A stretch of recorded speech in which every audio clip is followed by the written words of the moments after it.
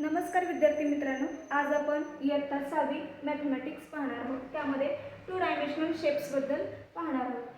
Polygon म्हणजे काय तर बहुभुजाकृती। त्याची डेफिनेशन काय आहे ते पाहूया। A closed figure with 3 or more sides is a polygon.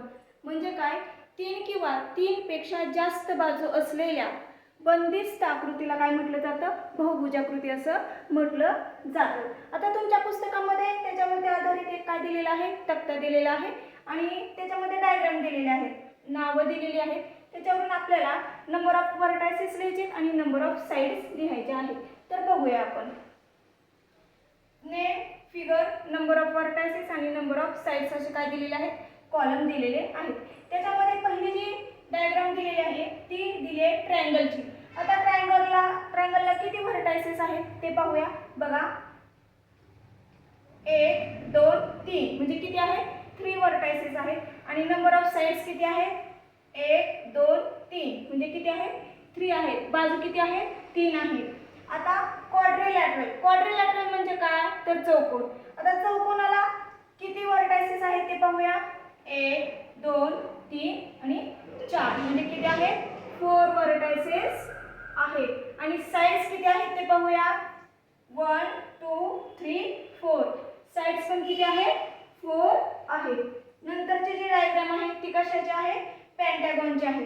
पेंटागॉनला किती व्हर्टायसेस आहेत, 1 2 3 4 5 व्हर्टायसेस आहेत। आणि साइड्स किती आहेत, 1 2 3 4 5 साइड्स पण किती आहेत, 5 आहेत।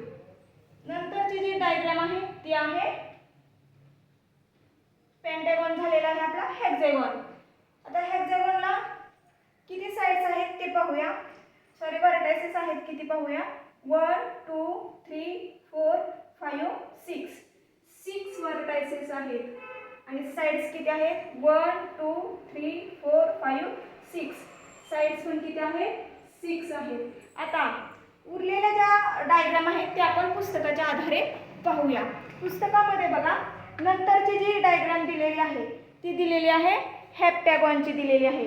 हेप्टॅगॉनला किती व्हर्टायसेस येत आहेत, 1 2 3 4 5 6 7 व्हर्टायसेस येत आहेत आणि साइड्स 1 2 3 4 5 6 7 साइड्स पण किती येत आहेत, 7 येत आहेत। आणि नंतर काय दिलेले आहे, फक्त डायग्राम दिलेले आहे तुमच्या पुस्तकामध्ये।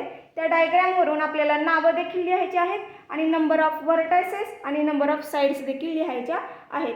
आता ह्याच्यामध्ये व्हर्टायसेस किती आहेत ते पाहूया। 1 2 3 4 5 6 7 8 व्हर्टायसेस आहेत आणि साइड्स 1 2 3 4 5 6 7 8 साइड्स पण किती आहेत, 8 आहेत। आणि त्याचं नाव काय आहे, ऑक्टॅगॉन। त्याला काय म्हटलं जातं, ऑक्टॅगॉन असं म्हटलं जातं।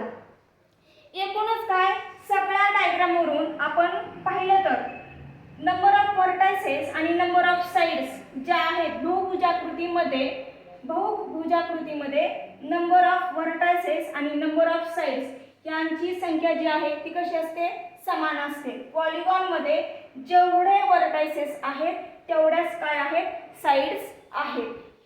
या सर्व डायग्रामवरून आणि आपण जे व्हर्टायसेस लिहिलेले आहेत आणि जे साइड्स लिहिलेले आहेत त्याच्यावरून एवढं निष्कर्ष निघतो।